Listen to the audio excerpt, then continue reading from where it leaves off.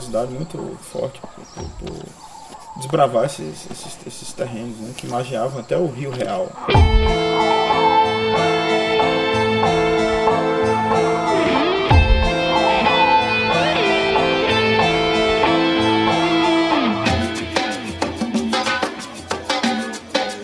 Guarda-chuva.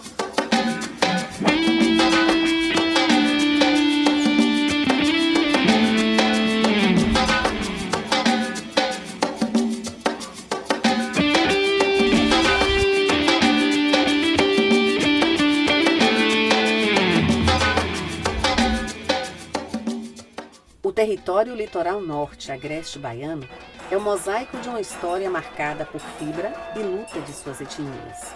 Uma história com páginas diferentes, pares e ímpares, mas irmanadas e escritas por um povo singular. Sobretudo quando a gente olha para os rostos das pessoas, né? A gente olha para como as pessoas vivenciam a região, né? Da simplicidade, né, que elas têm no seu rosto, no seu labor cotidiano. E isso representa a figura típica do povo brasileiro, né? O brasileiro trabalhador, o brasileiro que está ali no cotidiano lutando pela sua sobrevivência.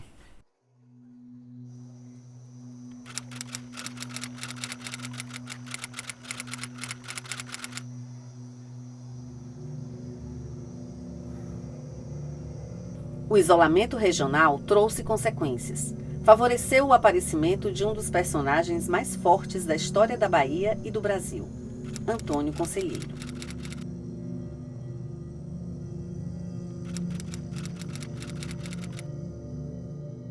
Antônio Conselheiro veio do Ceará, né? Passando por Pernambuco, Sergipe, deixando Sergipe uma marca, Bahia. Aqui bem próximo, Estância, foi a primeira notícia do conselheiro na região. Né? O Rabudo de Estância foi quem... O Estância Sergipe. Sergipe. Está aqui a divisa próximo aqui, mas que o conselheiro arrebanhando, né? O seu séquito. O conselheiro entra na Bahia no início da década de 70 do século XIX. E aí ele vai chegar justamente à região de Itapicuru. Isso, é 74.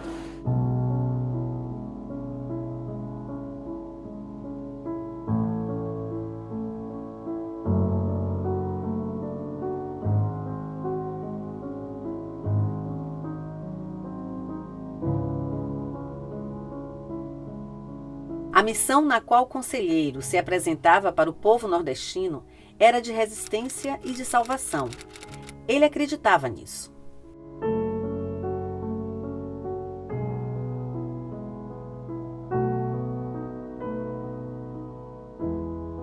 Digamos que onde ele chegava, ele se tornava autoridade. Pelo seu poder de oratória, né? E principalmente porque o conselheiro, ele trazia, digamos que um horizonte de possibilidades para a população da região, que era uma população muito pobre. E aí você mexe tanto com a questão espiritual daquela população, como com a questão material mesmo, a possibilidade de se viver de uma forma melhor, né? De se viver com um trabalho melhor, de ganhar a vida de forma melhor. Então o conselheiro vem trazer essa mensagem. Enfim, o medo das elites regionais, desse catolicismo popular, né? Isso atraiu esses sertanejos aqui da região. Deve ter atraído africanos, descendentes de africanos, indígenas que seguiram o conselheiro.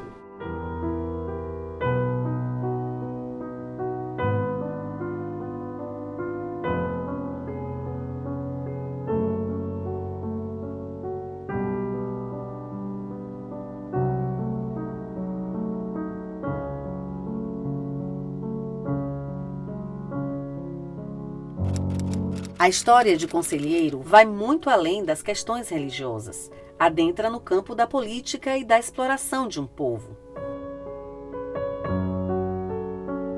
O discurso dele, digamos que dá um horizonte de liberdade para aquela população, a possibilidade de mudar de vida.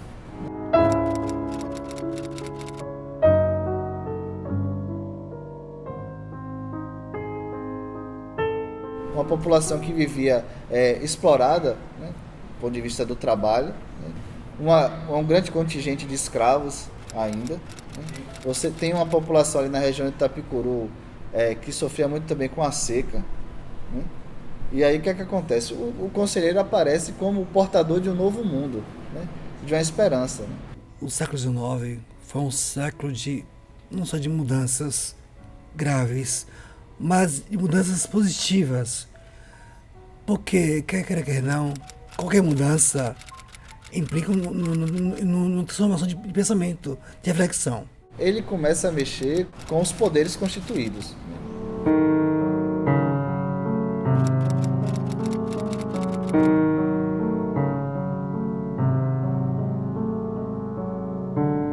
Seguir conselheiro passa a ser uma fuga daquele trabalho explorado. Então você tem reclamações nesse sentido. O próprio barão de Jeremoabo, que é o que dominava toda aquela região, ele passa a fazer reclamações constantes à província da Bahia, né? Por questão de estar se esvaziando as lavouras, né? O ritmo de trabalho começa a ser modificado por conta dessa presença do conselheiro.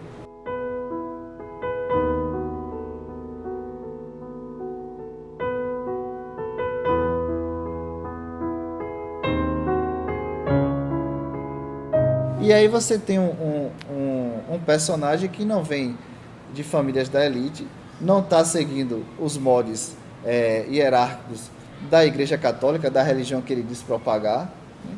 E ao mesmo tempo você cria um temor, né? Um temor de sublevação popular na região. Então evidentemente que é um personagem que começa a ser perseguido, né? Conselheiro deixou marcas, construções e pistas no agreste baiano.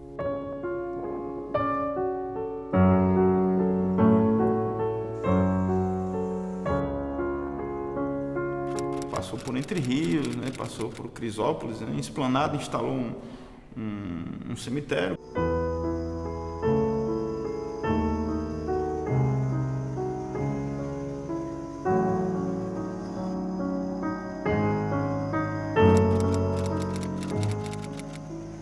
Quando ele passou por Esplanada, desculpa, por Timbó, ele já fez o seu marco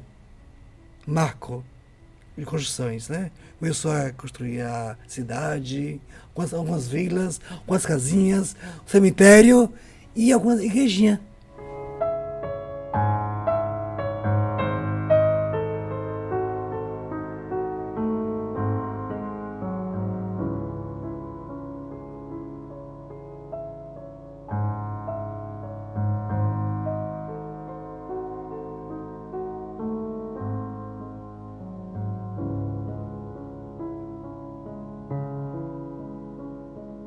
Crisópolis, pode-se dizer que foi a igreja que ficou, o conselheiro? A igreja que ficou, né? Documentada, né? Registro bibliográfico, né? Então é um marco aqui do 1892. Então ainda o conselheiro do Belo Monte, né? E Crisópolis também, ele remonta um pré-Canudos. Pré-Canudos seria.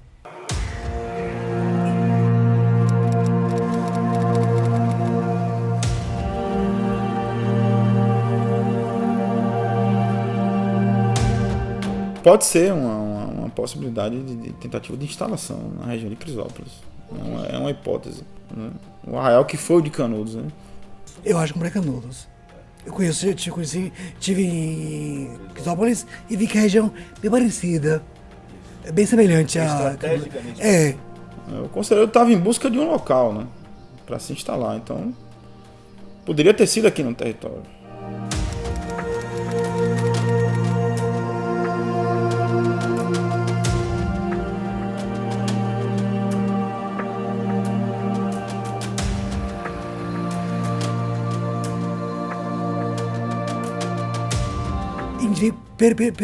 Pela semelhanças de construções, estradas, gente, e construir até povo, cultura. Crisópolis foi criada por conselheiro com o nome do Bom Jesus, né? Então assim, para Crisópolis se tornar cidade e com o nome de Crisópolis vai levar muitas décadas. Só, se eu não me engano, na década de 30. Né? Por quê? Porque isso também demarcava a presença de conselheiro ali. Então como tornar esse arraial de Bom Jesus uma cidade? É a gente dizer que um local criado por conselheiro progrediu, né? Então é você continuar cultuando a memória de Conselheiro. Esses espaços foram construídos, né? Então você tem espaços religiosos, água, terra, elementos que podem ser combinados para o início de um povoamento. Mas eu acredito que isso não tenha ocorrido, até por conta da proximidade das forças repressoras, né? Pode ser uma hipótese também, né? Como a ferrovia chegava fácil da capital, a possibilidade de uma repressão numa região de fácil acesso, né, da Guarda Nacional da capital até o território, ele pode ter pensado que não seria uma estratégia plausível se instalar aqui no território. Não é uma hipótese apenas, a gente está aqui conjecturando, especulando. Sim. Não ter se instalado aqui no território por conta da proximidade de forças repressoras.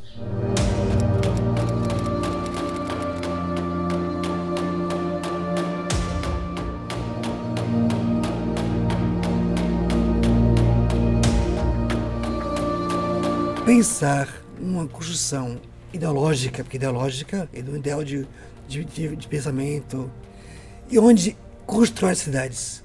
E as cidades são construídas pelo povo. E colocando os dois focos maiores, Conselheiro e Lampião, são parecidos, porque ele constrói uma ideia. E uma ideia que revoluciona um povo. Sim, acho que a própria característica de ser uma região de fronteira, né, uma região de passagem, né, propiciou, né, esses personagens percorrer essa região.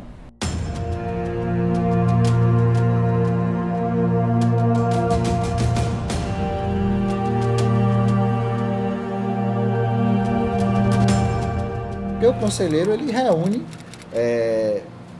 um público muito grande, né, seguidores e ouvintes, e isso gera o temor de uma sublevação, né? Então, e a polícia não tinha contingente para controlar toda aquela população. Com companheiros, com seguazes, com seguidores. De Aporá, de Crisópolis. E essas pessoas certamente o seguiram, né? Seguiram o século do Conselheiro até o Belo Monte. Pensando em Antônio Conselheiro, e antes, depois, posteriormente, em nosso Lampião, um grande fenômeno social que embrenhou muitas cidades da Bahia, em Sergipe, veio Pernambuco até hoje. Então, refez. Os livros falam. E como falam. E repensa com a gente.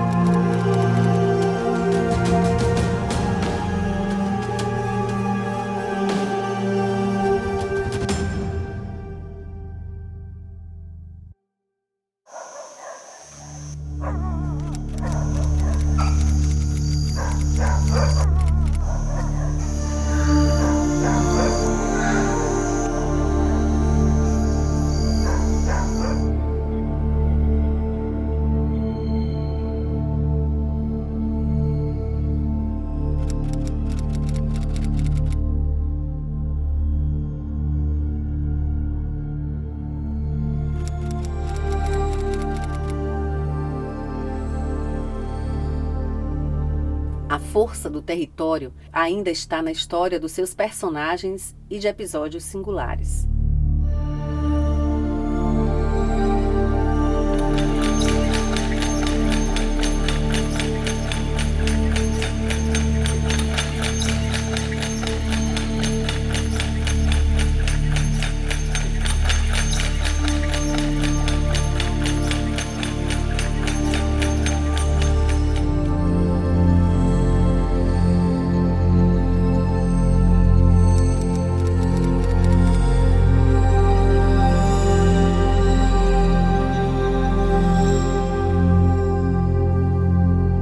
Francisco Dionísio Machado Faria foi o segundo barão de Abadia, hoje município de Jandaíra.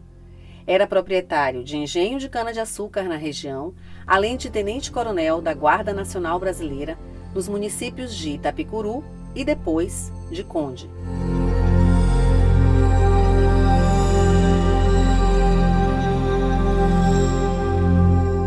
No ano de 1889, poucos meses antes da extinção da monarquia no Brasil, foi agraciado por Dom Pedro II com o título de Barão de Abadia, o último do país.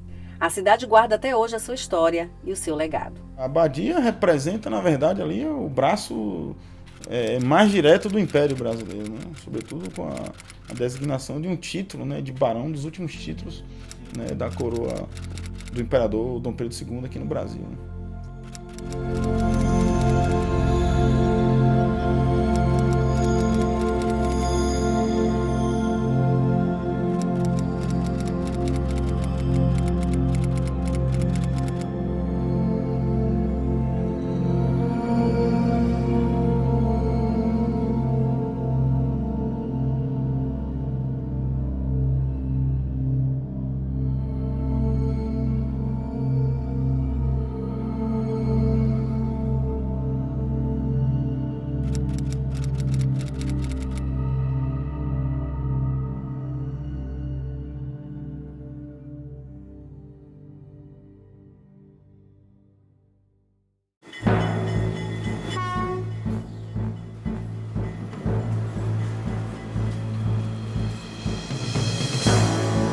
A chegada das ferrovias mudou o trilho da história do território litoral norte e agreste baiano.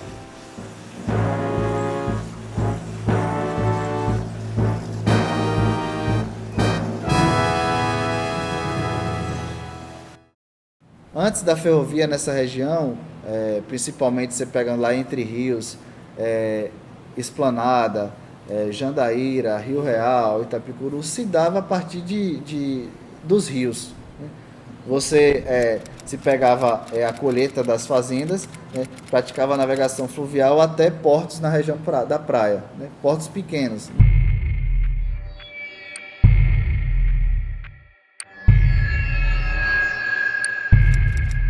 Em 1856, o imperador Dom Pedro II, o imperador liberal do Brasil, abre concessão às empresas estrangeiras para instalarem o projeto da ferrovia aqui. Essa região considerada lá do litoral norte, agreste baiano, né, foi contemplada, né, com o primeiro projeto ferroviário da Bahia. Né, e aí eu estou falando especificamente da estrada que ficou denominada da Bahia ao São Francisco. Desde os primórdios do Império Brasileiro, uma região que foi motivo, né, do primeiro edital público do segundo reinado, né, que foi a concessão de um edital para a vinda da ferrovia.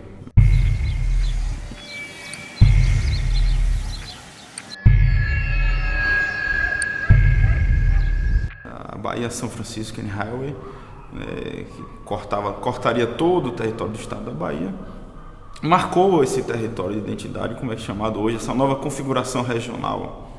Então, se você tinha o primeiro traçado que era Salvador, Alagoinhas, né, e de Alagoinhas se pretendia chegar até Juazeiro, né, para se ligar à ferrovia, à navegação fluvial, né, com o Rio São Francisco. E traz esse progresso, né, entre aspas, para o território. Você tem uma inversão, por exemplo, na própria lógica do escoamento da produção. A lógica ela pelo mar, né?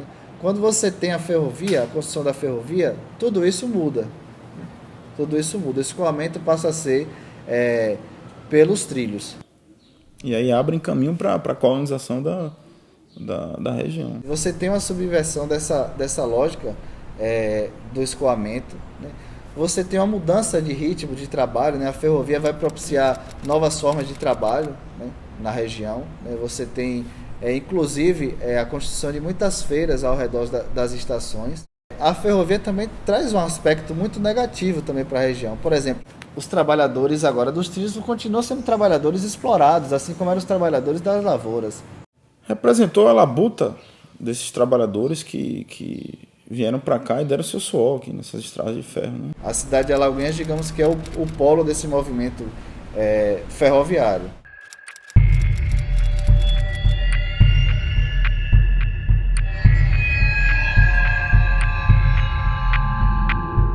Quem construiu a estrada de ferro?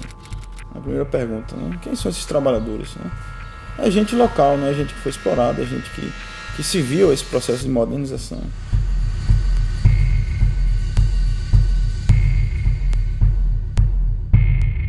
A ferrovia foi fundamental para a fixação de residências pela comunicação entre os municípios e surgimento de outros povoados. O caso mais exemplar da presença da ferrovia é a esplanada e Entre Rios, né? A partir dos trilhos essa cidade se desenvolve, né?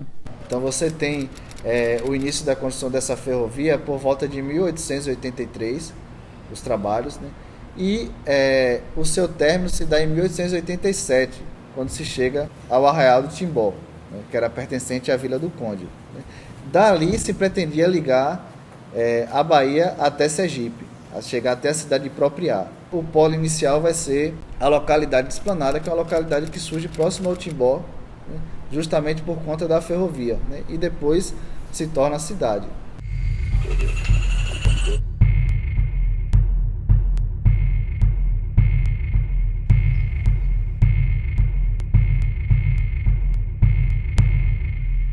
A ferrovia possibilitou outros pequenas vilas, vilarejos se tornarem cidades, né?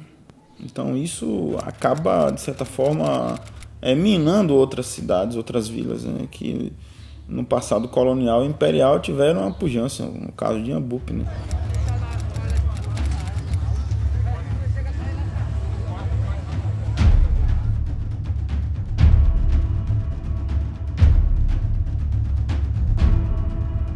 A estrada de ferro não corta todo o território, né? Você tem, por exemplo, regiões como o Conde, né? O município do Conde. É um município que, na verdade, perdeu com a chegada da ferrovia, né? No fim do século XIX, lá na região, né? A Vila do Conde, né? A Abadia, né? Enfim, elas não margeiam o processo ferroviário e, por conta disso, talvez se isolem um pouco, né? Desse processo de modernização.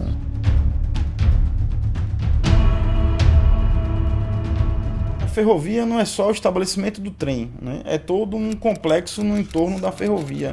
E com ela também você facilita todo um sistema de comunicação.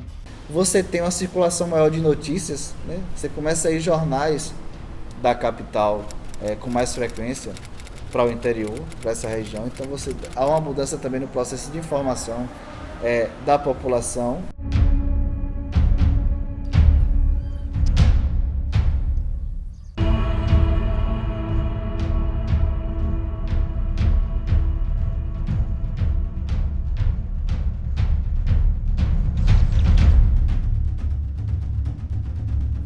Mas os trilhos que levavam o progresso também transportaram verdadeiras epidemias.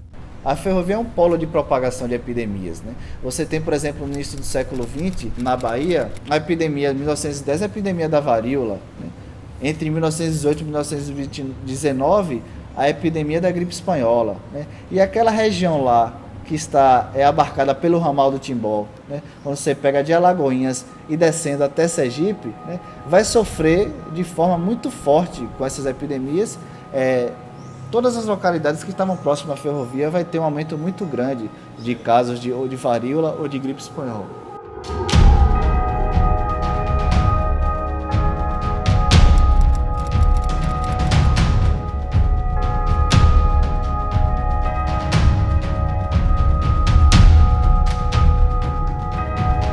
As cidades que desenvolveram melhor a ferrovia tiveram intensa vida social e cultural, né? Sobretudo porque os trens também eram de passageiros, é bom lembrar isso, né? Você tem uma mudança de ritmo nas localidades, né? Digamos que o apito dos trens, né? Que o apito do trem começa a demarcar uma nova forma de horário, né? De tempo nas cidades, né? A chegada do trem, muito mais a chegada do que a partida, era uma atividade sociocultural. Até pelo menos meados dos anos 70, a principal ligação da região à capital baiana era através dos trilhos. Então as pessoas se locomoviam, trocavam experiências culturais, sociais, né? Chegava gente de fora, gente que era versado nas letras, chegava na região, fundava um jornal. Havia namoros de passagem com o trem. Exato, traz a sedução, a pessoa que está aqui trabalhando no outro ponto, é um olhar que se cruza. Um de lá, outro de cá. Por incrível que pareça, tinha um trem Pirulito, que era à noite, o Marta Rocha era 6 horas, e tinha um rápido que não parava na estação, só passava. Nesse rápido se atrevia até troca de bilhete. da rapidez, mas era um ponto de atração. Que ficava vendo os namorados, que jogava o bilhete para ele jogava outro para ela. Os namoricos do trem rápido, para troca de bilhete. Poxa, agora me pegou. Um desejo que se desperta pela presença de um outro. Depois já teve trocas de não passar no trem rápido, já vinha no pirulito, que demorava mais ou menos minutos. Para aperto de mão. É um encontro que se marca. A senhora botou algum bilhete lá uma vez? Não, mas muitas amigas botaram, porque eu era muito tímida. Eu não estava fazendo nada demais. E era assim, muito bom. Na verdade, Pastore, como eu falei, toda a cidade pequena há um encontro em todos os pontos.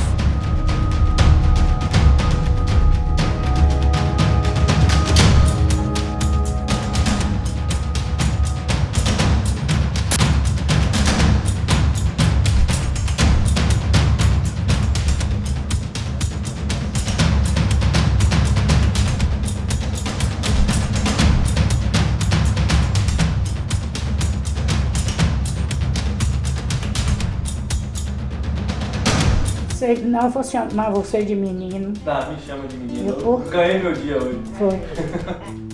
É porque é menino mesmo, não vai comparar com a minha idade? Não pode. Não pode. Sim, Me conta. era ótimo, a gente namorava muito, eu. Por causa desse negócio de namoro de trem.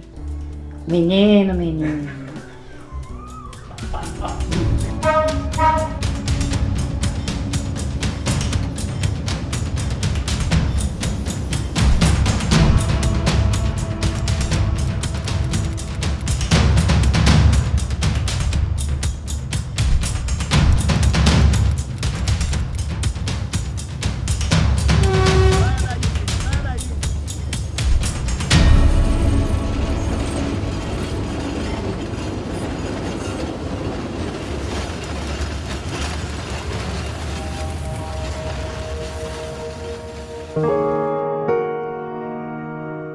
No próximo capítulo, as histórias secretas dos capuchinhos.